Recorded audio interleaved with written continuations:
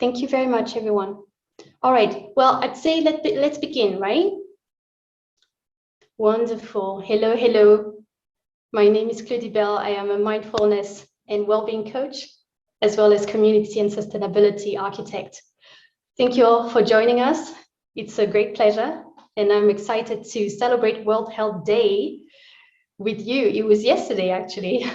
So today we will explore mental and physical health and learn more about their interconnectedness and how we can keep ourselves healthy and well-balanced. This event is organized by Asha Experience, an Ayurvedic and holistic wellness platform, which includes corporate offerings, travel experience, as well as wellness treatments. I'd like to express my heartfelt gratitude to Shuvra, who is Wellness Director, as well as the Asha founders, Bijoya Mohanty and Hubert Patry. Bijoya or Hubert, would you like to perhaps come and say hello and share a few words on Asha? Absolutely. Good evening, good morning, good afternoon. I don't know whoever are joining from whichever part of the world. So all of you, welcome to Asha Experience platform and this wonderful Mind Your Mind event on World Health Day. And I thank you, Claudie, for bringing all of us to this wonderful platform. And we are quite excited to hear. This is a very important topic, and to hear from everyone and to know their point of view and to guide us how to really take care of our mental health. And Claudie has already told what Asha Experience is all about. We are an Ayurvedic wellness platform. We are offering healing, Ayurvedic sustainable healing at people's doorstep. And besides that, we also organize Ayurvedic treatment and wellness journey back in India, where Ayurveda has been generated or was born. So once again, we welcome all of you to this wonderful event, to this wonderful evening, and yeah, let's begin. Thank you, Bijoya. Thank you so much. Now, before we begin, with the questions and answers, I'd like to introduce our guests, our esteemed guests. We have Elisabeth Ballin, who is an ICF certified professional coach here in Switzerland and also freelancing at Modern Health, which is a mental health care organization based in the US. She's specialized in personal and career growth, healthy lifestyle, substance abuse, among others. We also have Dr. Neela Sheth, who is an Ayurvedic doctor and founder at Ayurved Kalp, a traditional Ayurveda clinic. She has been working for the last 15 years as an independent Ayurveda doctor. She specializes in digestive health, women's health, as well as the promotion of health with Ayurvedic principles. Hello, Dr. Neela. Hello, Elisabeth. We also have Laure Carter. Laure is a clinical Ayurvedic specialist, vegan food teacher, and yoga and meditation teacher. We have someone? Yeah, no one, exactly. So Laure dedicates herself to helping women over 40 lose weight through the support of Ayurvedic lifestyle. Welcome, Laure. And last but not least, we have Laura Muriel. Laura is a trauma-informed yoga therapist, wellness educator, and writer. She blends her experience in social advocacy, conscious coaching, and mental health into a powerful, mindful approach to personal empowerment in people who face health challenges. Again, welcome everyone. It's a pleasure having you with us. So if anyone in the audience has questions, please feel free to put them in the chat and we will answer them after the panel. Now let's begin. I actually have my first question for Elisabeth. Elisabeth, hello. Lovely to have you. You're on mute. Yeah, thank you for inviting me. This is the first time for me, and I'm really, really excited to share some of my experience in the mental health field. As far as the question? Yeah. So, well, exactly. I was going to go there right away. So there is a connection between mental health and physical health. Can you shed some light on it, for everyone to just arrive and get an overview of how it looks like? Sure. The mind and body communicate all the time, doesn't it? Through the five senses. So it obviously they're linked. They can't be separated. So if we just take a look at, let's go right into stress, anxiety, depression, and that's coming out of inequality, poverty, stress at work, stress at home. You see different ways of the way people react to it. So you might get a group of people who react to it by unintentionally drinking too much or eating too much, causing obesity, drug abuse, smoking,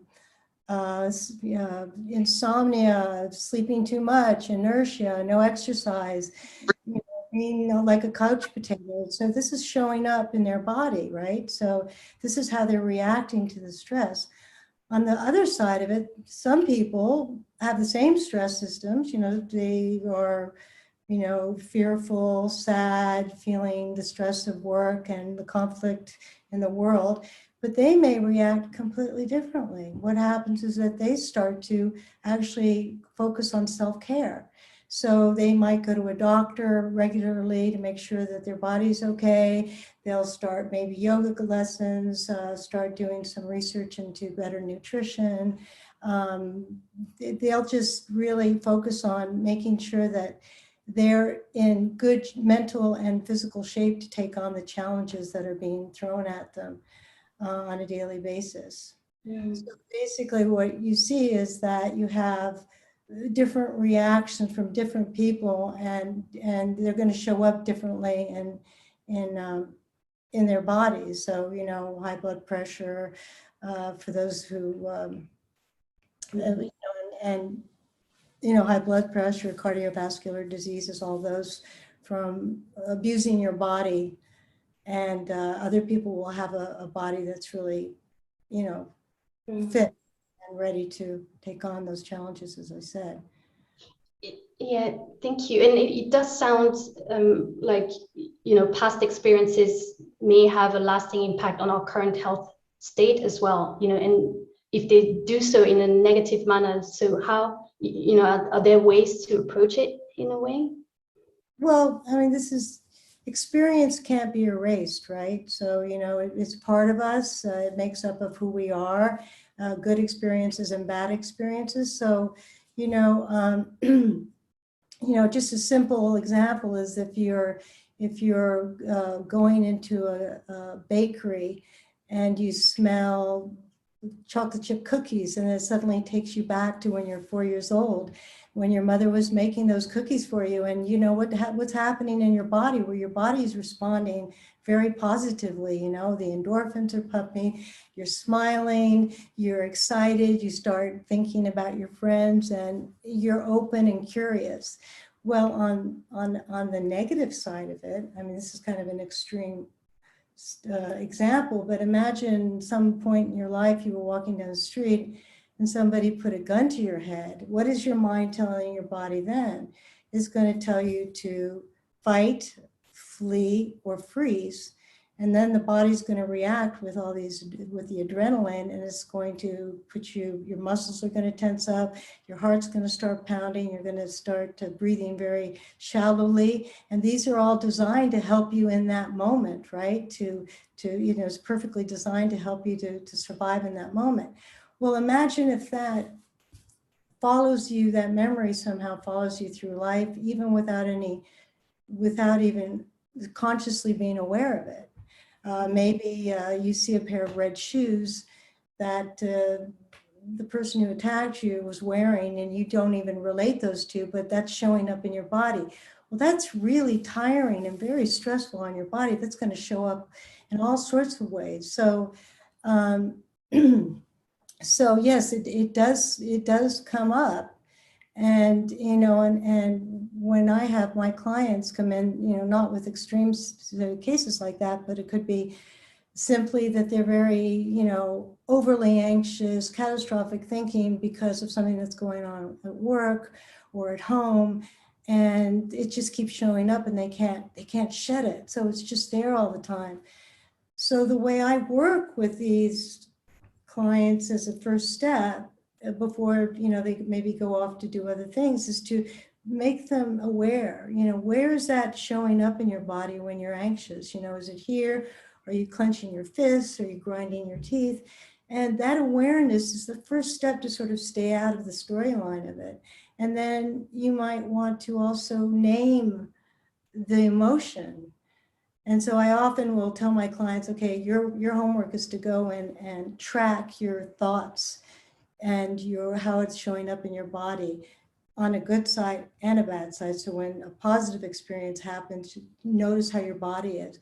And so from that, then I work with them to get a better grasp of what they can control and how they can control their thoughts so that their bodies react better. And then when they feel better, then they can start to really explore their goals and their life path so that it's more thriving and healthy, actually.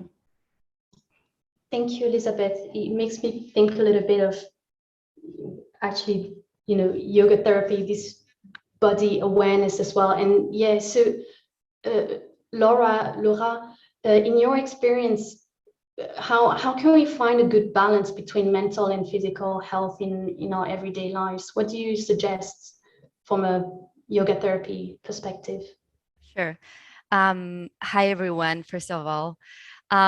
So there is so much to say about this because as Elizabeth was sharing with us, mind and body constantly communicate. They never stop communicating.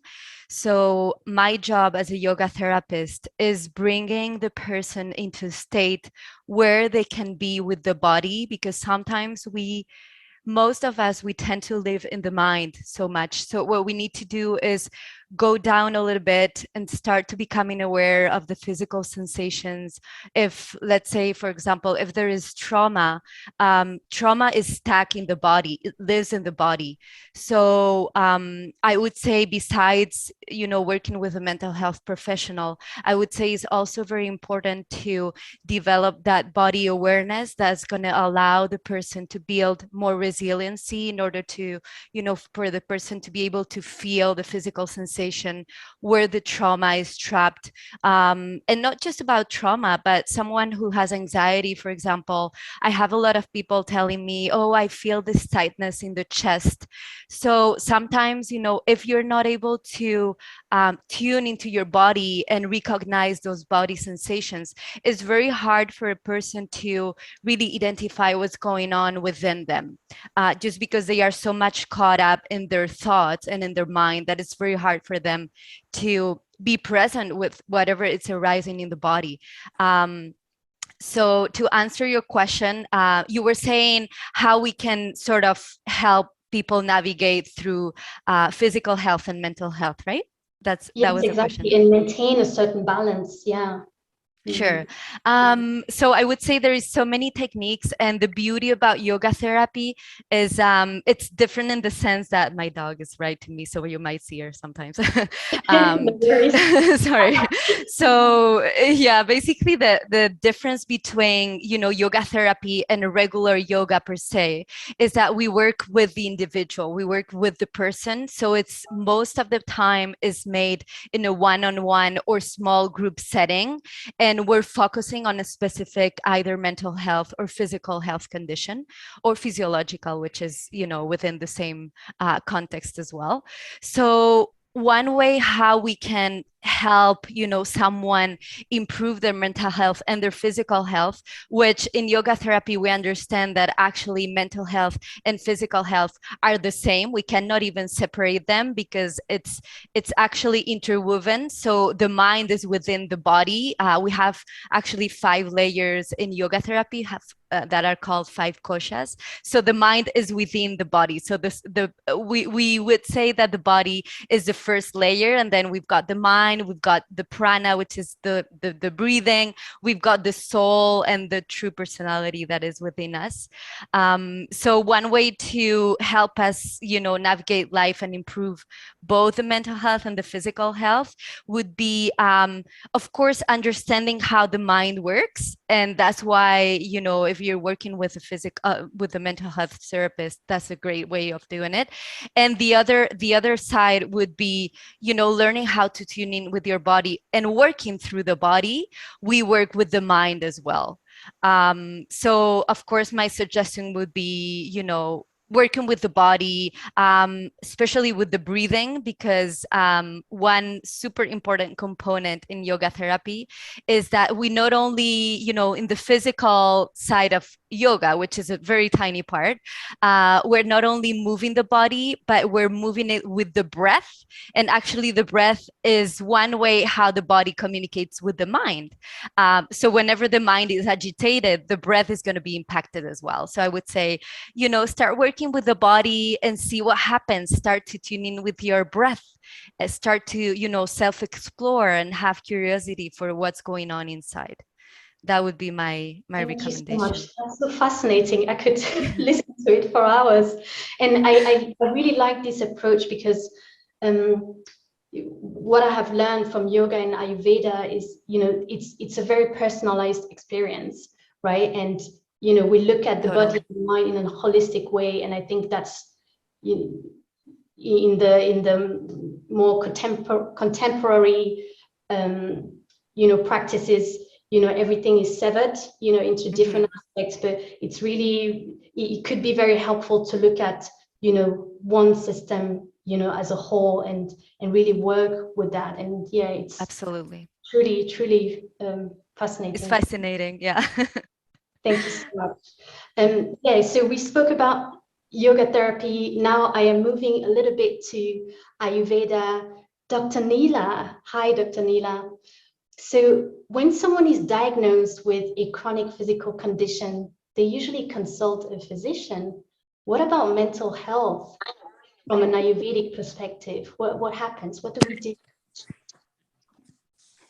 So, hello, everybody.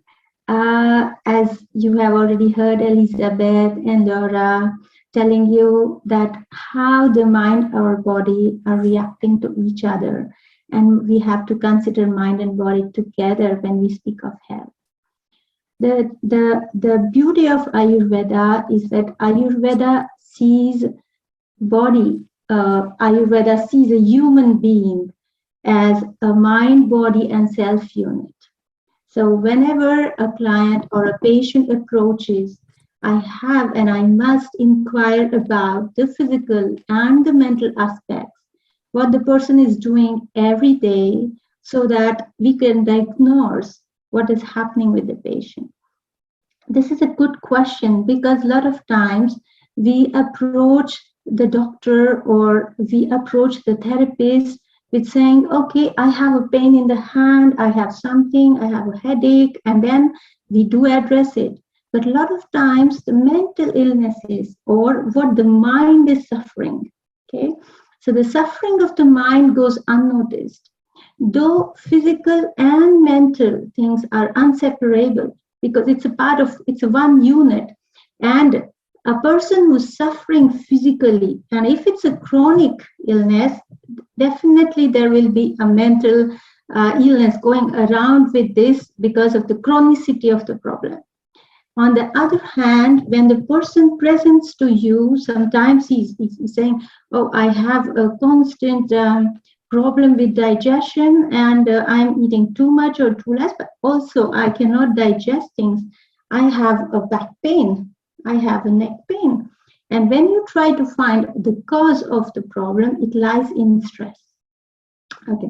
Now, stress is a widely used word, but it is also true that in my practice, I see lots and lots of young and old patients who have the root cause lying in chronic stress.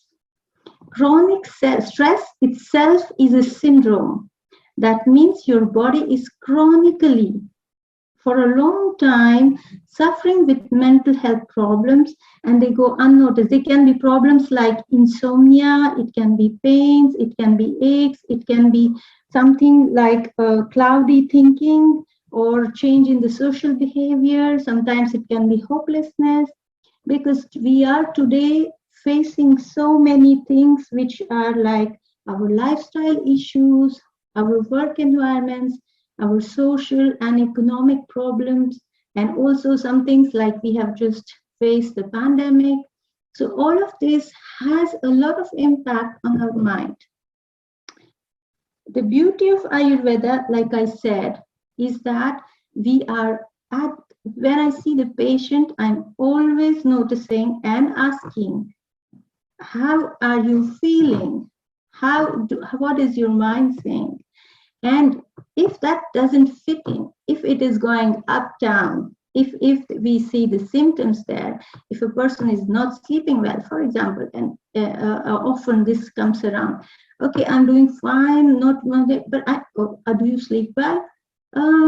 No, many reasons again, okay? So these things are to be taken in account when we see any chronic illness. Now, the other thing is, when Ayurveda treats a patient for either it can be physical or mental illness, it is not one pill or it is not one therapy, but it's a complete program. And in this program, there will be phytotherapy, there will be different kind of detoxification therapies, there will be yoga, and a yoga therapist might also be involved. And there are many other things which we have to take in consideration. For the mind, specifically, when we call the treatment in Ayurveda for mind is Sattva Vijaya. Sattva here means mind, and Sattva Vijaya means mind your mind. So that's your topic. So that's a beautiful thing to say. I hope that answers your question. Yes, it does. Thank you so much. And I also like what you said about, asking your patients how they are feeling, because it invites them to listen to their bodies, and actually notice what is happening there. Yeah, very beautiful. Thank you so much. Well, speaking of stress, Elizabeth, I'm coming back to you because, when we talk about mental health, we immediately think of stress and depression. So in your understanding and from your knowledge, does mental health go far beyond these two conditions, or how do you see that? How can you describe the depth of mental health? Okay, so the answer is, of course, it goes beyond those two definitions. So I think of mental health like being a garden, right? So you've got these weeds coming up that are kind of these issues that might be negative thoughts, negative your anxiety, stress, etc. And if you focused on just trying to resolve those, you're not going to get very far, because your garden over here is not planted at all. So you have to focus on planting your garden. And I love Dr. Martin Seligman's model of Perma Plus, which I'll use as a way of filling up this garden, and it will be, P for positive emotions, love, optimism, kindness, humor, gratitude, and then E is engagement, being very, finding something for somebody to be engaged in where they feel this, that they love doing, like taking walks or reading, and you almost get into this flow state. R is for relationships, making sure that we have really strong, good relationships, and not just relationships with having friends who are there to help you when something goes wrong, but for them to be there when things go right, so they can celebrate with you. It's very important. And then there's M, which is meaning. What does your life mean? What values do you have? So making sure that you're constantly living by your values and making sure that those values that you follow those values, and that at the end of the day or at the end of your lifetime, your garden will really show what those values are. And then achievement. Achievement is being able to set yourself goals where you can really achieve. You go to the end of them and really can pat yourself on the back and say, I did it. This really is good, positive feedback.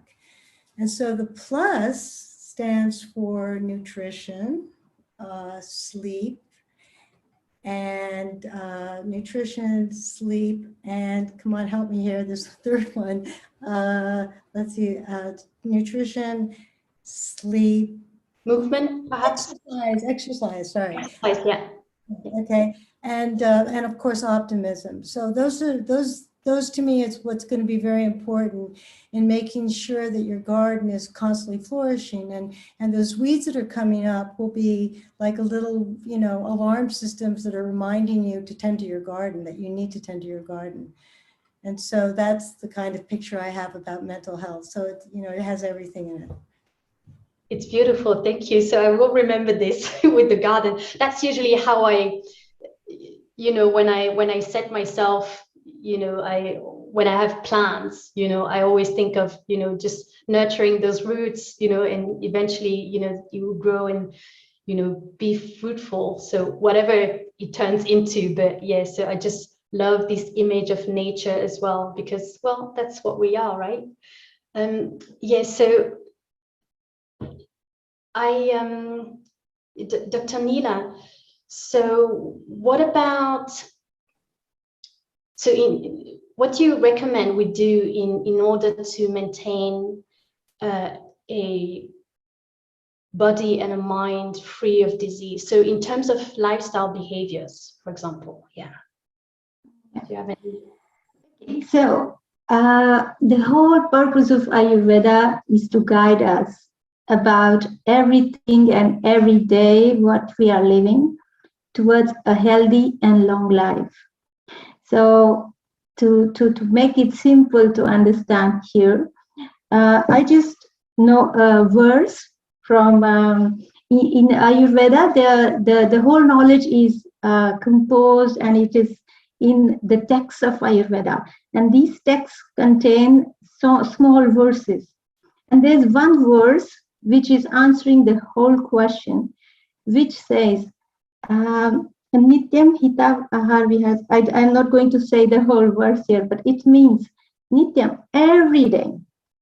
So we have to do things every day, and what we do every day matters to our health the most. Then one day we go out, we take a vacation, or we take a therapy. So like for our physical fitness, we are trying to do workout day and night. We go to our gyms and fitnesses, and we go to yoga. In the same way, every day, you should work on the mental fitness. And this is the key to have been living a healthy life in today's challenging world. Now, there are many ways we can do things about that. Every person is a different individual, and that's why Ayurveda addresses every person and his problem in a very customized, in a very individualized way. But here, as we are talking about in general, what things we have to do. So what this verse is saying is a simple thing like the one who does every day eating well, that means eating in balance, eating healthy things, doing the activities for your health, like doing the everyday routine, which goes with your balance, with your constitution, and with your mind. The one who doesn't give too much importance to the wishes of the senses. Now, this is a big topic again, but we are not going to go in detail here. The one who does charity, the one who is truthful, the one who can forgive easily, and the one who keeps good company. All of these plus the one who has the capability to find out or to identify good and bad for himself according to the health. This person is the person who can stay without disease. So now this is a one verse which explains a lot of things, and you will see that the mental attitudes like charity, good conduct, truthfulness, awareness of the mind, these are very important for ourselves, for every person to like Elizabeth said, there are some people who would just face the challenges just like that. And maybe that's their awareness. And there are some people who will be bogged down with the everyday problems. It is because how they have worked on their mind, how much time, how much effort they are putting to bring their mind to a good level of health. Now, mental health and physical health together is health. A person totally healthy in all his analyses are good, but it's constantly miserable, is no more healthy. And we know this definition, everybody knows this definition. So we have to see that we work on the minds also at the same time. Some easy things which we should do is mind our mind, be aware of your mind, don't give away to just your mental temptations sometimes, but we have to have a good routine, we have to have a good balanced food, and we have to be doing some creative activities, some positive work, which brings satisfaction, which brings contentment to us, and this will bring your mental status to a very strong one. So these are some things which I could explain in the little time we have here, but I hope it answers your question. It does. It's really beautiful. Okay, thank you. So do everything every day, do something every day, as little as it can be, but something that also brings joy, contentment, and something that promotes health as well. Okay, I like it. Thank you very much. Now, Laura, so you help women manage their weight with an Ayurvedic lifestyle. Wow. So this is really interesting to me, and I hope that there will be a time where we can explore this further. But just for now, so during your work, do you also address the psychosomatic circumstances leading to weight gain or loss? And if so, how do you go about it? Yes, thank you. Thank you so much for that question. So first of all, hello everyone, and thank you for having me here, Shubhra. And I've been really enjoying listening to the other panelists. So really what I'm going to say is reiterating what everyone has said through my own words, my own experience. And yes, I actually chose to focus on weight gain because we have a epidemic of obesity and overweight in the Western world, but mainly because what I have seen is that most of the approaches are very, very superficial. And Ayurveda has this breadth of knowledge and wisdom and this understanding that really weight gain is just like any other symptom.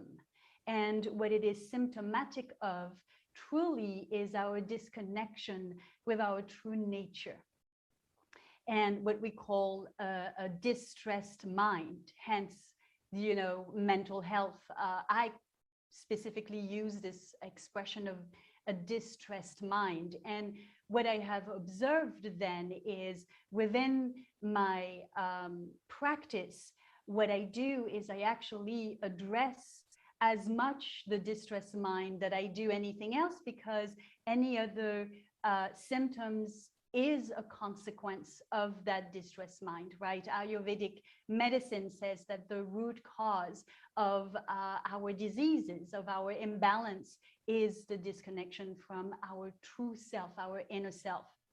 And so what I have observed is that there are about 3 ways that really the mind can become distressed when I work with women around weight gain and obesity. And these are some of the things that my esteemed colleagues or other panelists have been expressing such beautifully, which is the first thing that I can think about is the trauma, the life circumstances or karmic circumstances. And for example, it can be physical abuse. Many times it is sexual abuse.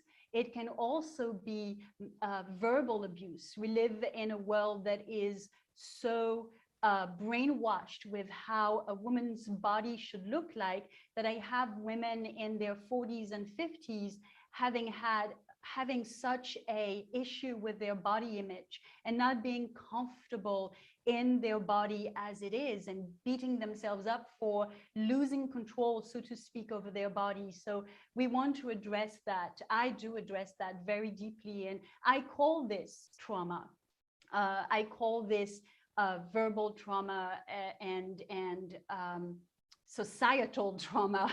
And the second kind of aspects when I speak of the distressed mind is an expression that I've heard often, which is cognitive dissonance, is the arriving at a point in one's life, in a woman's life, where she feels that she is not fully expressing her innermost desires, where she is out of alignment with who she envisions herself deeply. And then the third kind of distressed mind, as many of the panelists have mentioned, is this lifestyle we live in the Western world. This lifestyle that is, again, so disconnected with our own inner rhythms, inner biological, mental, emotional, spiritual rhythms. And so as a result, we develop lifestyle behaviors that are in the long run creating a great deal of imbalance, symptom, and disease ultimately. And so what happens, as I explain it to the women who come to me, because they are looking for another way to approach their weight loss, another way to connect with their body, reconnect with their body, having a healthier relationship with their body and with foods, what has happened as a result, what happens as a result of the distressed mind is that we end up with digestive issues, like it was mentioned. We end up with hormonal imbalances, and then if we don't address this, and not just the digestive issues, the distressed mind, then we end up with very serious both mental and physical diseases. So really how I approach it is by explaining that there's nothing wrong with them, and that the answer is, again, within themselves, not outside, not the next diet, not the next fad. No, it's really going within and repairing this relationship with themselves through some of the practices that have been mentioned here. I do recommend yoga therapy. I do recommend specifically yoga psychology, because that's where I come from, with the understanding of the different aspects of what we call in English the mind. And the mind has many different aspects to it, and understanding what comes into play and what we need to bring more of, more of that intuitive mind, more of that higher knowledge mind. And through meditative techniques, yogic meditative techniques, specifically breathing techniques, as that has been mentioned, as well as specific asanas, yoga postures that allow for this, as well as Dr. Neela mentioned as well, lifestyle, Ayurvedic lifestyle, dinacharya, daily Ayurvedic lifestyle, the importance of consistency and in my experience, consistency only happens if we deal at the same time with the cause, the distressed mind. Otherwise, I like to often say that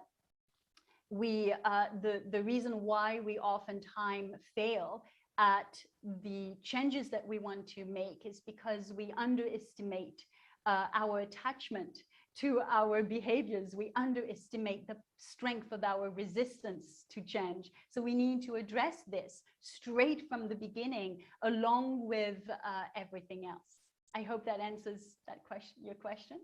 It does. Thank you, Laure. And you also mentioned the attachment to our behaviors, and it made me also think about, even the generational trauma, that many are facing, because it's as if we don't even realize that it is trauma. We are just born into it, and it causes, a plethora of issues, over the years, and it's so difficult to just debunk everything. I find it very, very tricky. Thank you so much for this. Thank you for your wonderful answer. So, okay, we spoke about body, a little bit of the mind. So let's go back. Laura, do you have any tips on how we can improve our mental health? So now specifically in yoga therapy, how do you work with this? I love that question. So first off, as I was saying, just because I work with the individual, a mental health issue is going to be presented in a different way in every person. We are so special and unique, each of us. I don't work with mental health conditions. I don't work with health problems. I work with the person. So the way how we can improve mental health through yoga therapy, we have already touched into that throughout the whole event. But I would say, of course, in order to work with the mind, we need to work with the body as well. We cannot separate them. So we work through relaxation techniques, we work through asanas, and one of the first things I wanted to say as well is yoga is about relationship, is about connection. So we're talking a lot about how disconnected we live in this world. We're disconnected not only from ourselves, but we're disconnected from others. We're disconnected from the earth. We're disconnected from everything. So it seems that we're walking through life as robots, like going in autopilot all the time. And, that's why we're not able to deal with stress, because we're not full within us. The different layers have been separated more and more. So in yoga, of course, you cannot take the person from 0 to 100. You cannot say yoga is about reconnecting with your true self and with your soul. If someone is so into their mind, into their thoughts, into the emotional layer, it's going to be very hard to understand this. So the way how we help the person to understand that, it's very beneficial to go deeper and deeper and deeper through the layers until you reach your soul, until you reach your deep self. So we work through the relaxation techniques, we work with guided imagery, we work with meditation as well once the person is ready, because not everyone, especially if there is trauma or anxiety and the mind is very agitated, is very hard for the person to sit down and just meditate. So we do asanas, physical postures.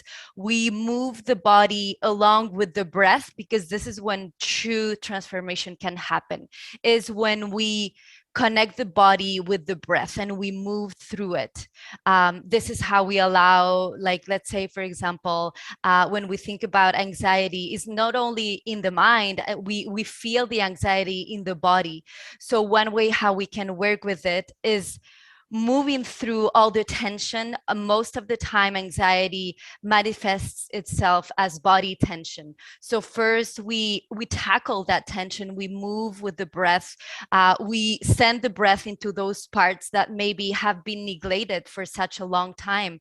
There is a lot of stress and chronic stress that gets accumulated in the abdomen, in the digestive tissues. And that's why, Ayurveda is so important, working with the diet, because the diet and how you absorb nutrients and how you digest life in general, the emotions, it directly impacts your mental health. So as I was saying, how we help the mind is working through the body, and we help the body to calm first. So once the body is in a more, we have moved the body, we have reconnected with the breath. Once the body is in that state and the nervous system is in a more regulated state, that's when we can access not only the mind, but we can also access that deeper part in ourselves, that parts that is what we call the soul. And this is when yoga happens, when we connect the body, the breath, and the soul together. And once we have have an experience about how can I reconnect with my soul, with who I am, then this is manifested in how we treat others, how our relationships are with others, with the world, with the planet, with food, with everything. But first, we need to start with ourselves.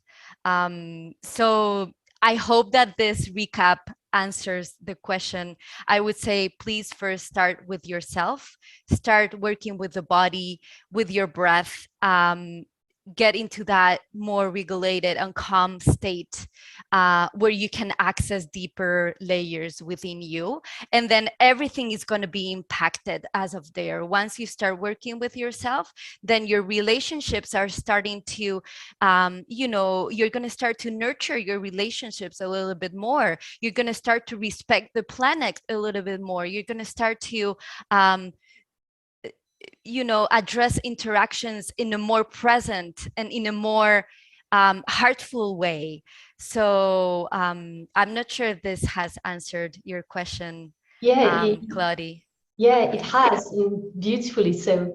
And so I was just thinking about Laure as you were speaking. Laure, do you have anything to add to this? Yeah, I think perhaps this is something that you can connect with, or in your opinion, how can physical activity support our mental health? Are you on mute? I think. Yeah. Yeah, I absolutely, totally agree with everything that Laura said, for sure. And she said it in such a beautiful way, and in such a hopeful way. So I really appreciate that. And again, reiterating on what everybody has said about Ayurveda and yoga being sister sciences. So of course, there's not Ayurveda without yoga, and there's no yoga without Ayurveda. One of the things that has been said over and over again is really understanding that everyone is unique. And so in terms of physical activity, in the Western world, we tend to think that, okay, I need to work out, either run or walk or do Pilates or do yoga asanas, without understanding, okay, so but what works for me in this specific moment, having these specific symptoms. So for example, many times when we address weight gain, because this is my specific topic, I look at all the time the root cause. And even though in Ayurveda we say that weight gain is more of a kapha type of symptom, what I understood is that it can be vatagenic or pitagenic, meaning it can, the root cause may be different. So someone who has gained weight but is a very anxious person, running is not the physical activity for this person. And understanding and being able to explain why, because there's too much movement already. There's too much movement in the mind. And so we don't want to perpetuate that movement with too much movement in the body. So it's really approaching physical activity from a more personal and deeply knowledgeable perspective to understand what is right for me in that moment, so that both not only my body feels good, but also my mind and my inner spirit feels good and free. So that's what really I would like to add about physical activity and the difference in terms of how we approach it from an Ayurveda and yoga perspective, and how we approach it from a Western perspective, let's say. Wow, thank you so much, Laure. Yeah, there is so much depth to it, and so much, it's very refined, you know, so the sciences of, you know, yoga and Ayurveda, it's very beautiful, and it just addresses the person. And yeah, so I also liked how you said, you know, there's no Ayurveda without yoga, and there's no yoga without Ayurveda. And yeah, so I really, really like it. Thank you so much. Thank you to all of you. Now I will check if we have any questions from the audience. I actually saw that Bijoya and Megan had, you know, about the same, you know, a similar question. So I'll just read both questions, and then anyone who would jump in, you know, feel free to do that. I'm speaking, you know, to our panelists. So Bijoya says, I have a simple question to our panelists. What is the one simplest activity one should do to start connecting with the mind on a daily basis? So there's that. And Megan asks, if there was one thing that each speaker would recommend doing each day, something simple and doable, what might it be? What did they find? What did they find has worked for them and their clients best? An easy way to remember, or an easy to remember takeaway. So anyone taking this one? Oh, I'll answer Megan's. Okay, so Beth, yeah, you can, and then Dr. Neela, I saw you were about to say something as well. Yeah. Go ahead, Elizabeth. Okay. Yeah. So it's a very, very nice question from both of you. What I would suggest, and I do suggest to my clients, is to do a little time of self-observation of what your mind is doing. And you can take just 5 minutes. You can do it every time you look at yourself. And the point here is to observe yourself so that you are alert of your mind. Because our mind is our tool, and we use the mind to do different activities, but the mind is not our master. If we understand this and we know how to drive our mind, it's very important to do that. It's very difficult to do that, but it's very important to do that. And to start this, we just need to first catch the mind. Hello, what are you doing now? And be alert, be conscious, or just self-observation.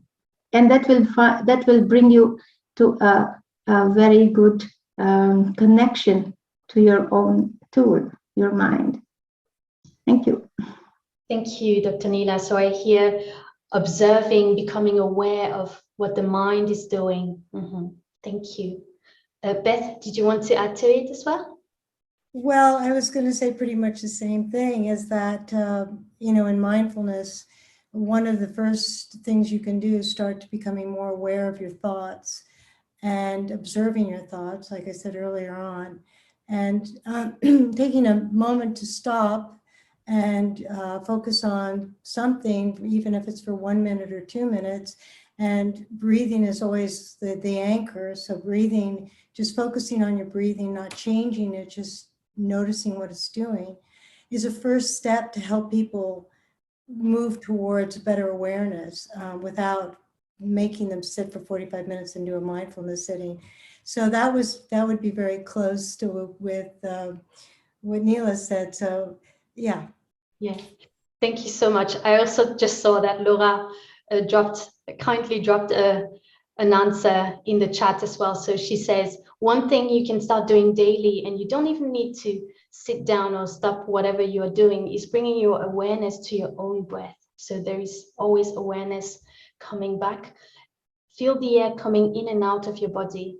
By practicing and becoming aware of your breath, you will start developing more and more emotional resilience. That's beautiful. Thank you so, so much. Thank you all for that. And can I add just a very tiny thing to this? Yes, certainly. I would say, you know, if for some reason the person feels very agitated and it's really hard for them to even bring in the awareness to the breath, for example, I would invite them to explore and see if they can feel how they are moving. Let's say, for example, if they are walking outside, maybe bring the awareness to your legs. Do they feel strong? Do they feel weak to you? Do they feel, you know, tense, tight? Are you holding any tension anywhere? So sometimes, you know, for some people, just staying aware of the breathing.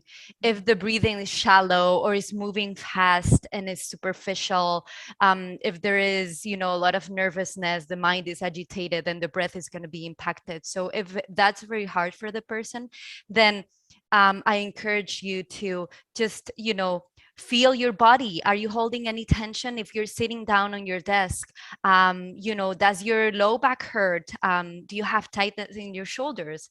Yeah, just bringing the mindfulness into your body, into tiny things, and then pendulating from maybe one part of your body that feels nice and pleasant, and maybe giving a little bit of attention to those parts that maybe not feel as comfortable or, you know, as opened, right?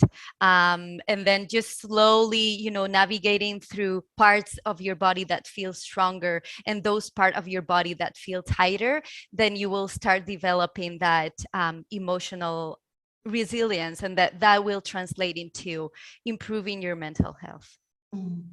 Wow, that's very nice. Thank you. Superb, Very yeah. explicit. Yeah, I can't stop. Right. Like after listening to all, I was like, yes, when I relate to all the answers, and thanking everybody. Yes, seconding with the thought of chanting. Of course, it's a big chapter, as Dr. Neela said. What we can do is, which really works for me at least, and it works for so many people. Chanting is another, like you're observing breath. A lot of people might think what it is. How do I observe my breath? At the moment, you know, somebody is at your door, you have some other thought, you have so many other responsibilities, automatically your breath becomes disbalanced again. But if you can consciously just chant, and I would rather say that you can speeden up chanting. Two things cannot go simultaneously. If you're chanting, another thought cannot come.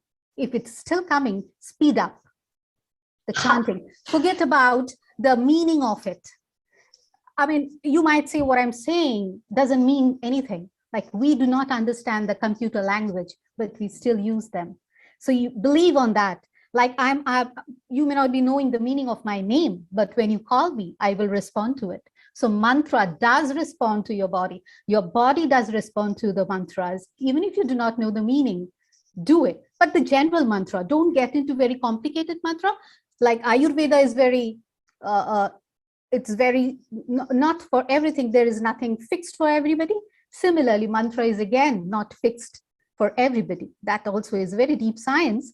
So choose the universal mantras, which is suitable for everybody. Gayatri mantra, or kind of which is convenient for you, which your heart goes, like you want to say this, be it anything.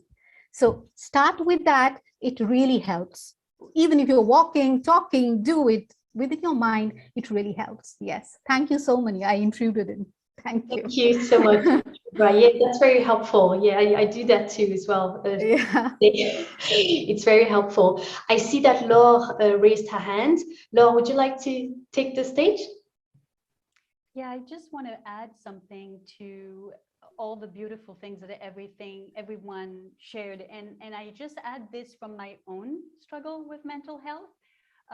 You know, as I was younger, and it's do something that makes you laugh every day.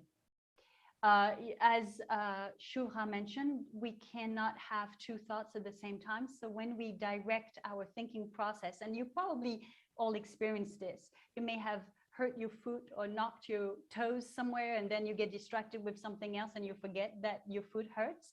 In the same way, I have found for myself that when I feel the emotion coming up, and I'm not in the place where I can easily manage that emotion, doing something or watching something that really makes me laugh, a good laugh, has always really shifted the mood for me very quickly. So I just wanted to add this.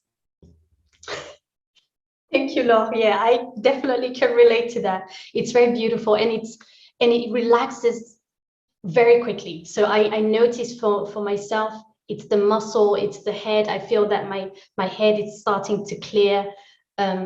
Beautiful from all of you, precious advice. Thank you so much, Laure. This is one of my most favorites. Yeah. Oh, beautiful. Thank you so much. So are there any more questions from the audience? So if not, I would perhaps ask our guests if they have any, any final advice that they can share with us before we call this a night. Anyone? Laura? Sure. Yeah. I was thinking that we live in a very hard and tough world right now. There is a lot of turmoil going on, not just outside, but also inside. So I would say life is not always easy to navigate. We all go through, we all struggle, we all go through tough moments. So I would say maybe bringing more softness into your life. That might mean different things to each of us. That might mean for someone, doing something nice for someone else, or just smiling to someone, just giving a compliment to someone. But yes, bringing more gentleness. We need to start with ourselves. It's not selfish when we start with ourselves, because the world needs it. If there is chaos outside, that means that there is chaos inside of us. We cannot separate our individual body, mind, soul system with the world. It's all the same. We're all the same. So I would say start being gentle with yourself. Do the work when you can, and then when you cannot, don't beat yourself up. Be gentle with yourself, and I'm sure this is going to start to translate in, as I said, in your relationships with everyone, in your interactions, in how we treat the world, the planet, how we treat other beings, animals, everything, because we're all connected. So I would say, just a tiny suggestion, bringing more softness in general to our lives. Thank you, Laura. Yes, more softness, more gentleness, and starting with ourselves. The change happens here first, and then it can just go outward. Beautiful. Thank you so much. Let me see what else is in the chat.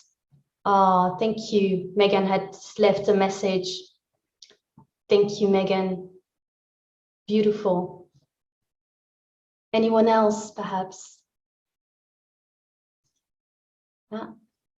Well, in that case, thank you so much to everyone for joining us today. Thank you to our guests for this insightful conversation and the precious advice you shared with us. This is truly a real blessing.